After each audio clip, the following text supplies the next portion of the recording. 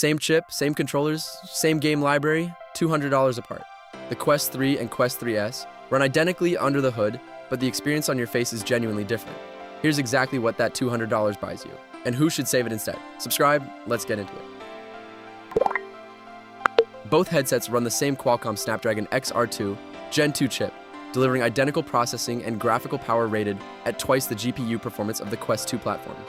Both support the exact same game and app library, full color pass-through, mixed reality, hand tracking, and the same Touch Plus controllers. Both run Meta's new Navigator UI overlay. Neither headset requires a PC or console to operate, both are fully standalone. The core VR experience, in terms of what you can actually do, is identical between them. Links for both are in the description, go check it out. The Quest 3 is built around one major upgrade, pancake lenses, instead of the older Fresnel design. Pancake lenses stay sharp edge to edge without needing your eyes perfectly centered, while Fresnel lenses have a small sharp zone that degrades the moment the headset shifts during active play. Display, roughly 28% more pixels per eye than the 3S, with the widest field of view of any Quest headset. To date, a Meta calls this the infinite display. Storage, ships in a single 512GB configuration. Battery, 5,060 mAh, rated at around 2.2 hours of real-world use. Ports, includes a 3.5mm headphone jack. Build slimmer profile than the 3S, with smoother IPD adjustment for matching the lenses to your eyes precisely. The resolution gap is most noticeable in fast-paced, high-contrast titles and any session longer than a few minutes once the novelty of a new headset wears off. The sharper picture is the thing owners report noticing daily.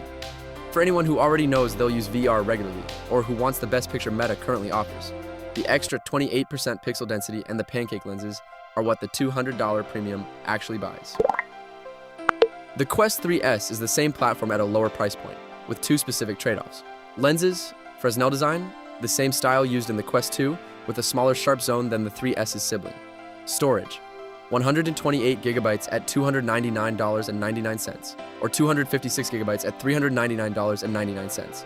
Battery, 4,324 mAh, but rated for a slightly longer real-world session at roughly 2.5 hours, since it's driving a single lower resolution panel and skipping the extra depth sensing hardware the Quest 3 carries. Design, a bulkier build that resembles the older Quest 2 more than the slimmer Quest 3. And if this kind of side-by-side spec breakdown is what you want, subscribe right now.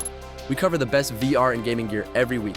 Storage fills up faster than people expect once you account for modern VR game sizes. A single title can run 20GB or more, so the 128GB base model suits casual or first-time use more than a growing library. One pricing note worth flagging directly.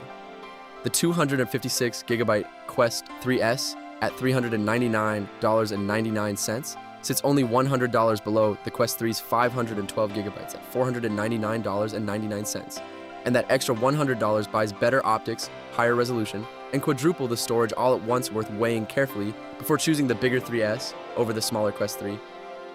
Buy the Quest 3 if you already know you'll use VR often, want the sharpest picture Meta offers, or are filling out a library that will exceed 128GB quickly.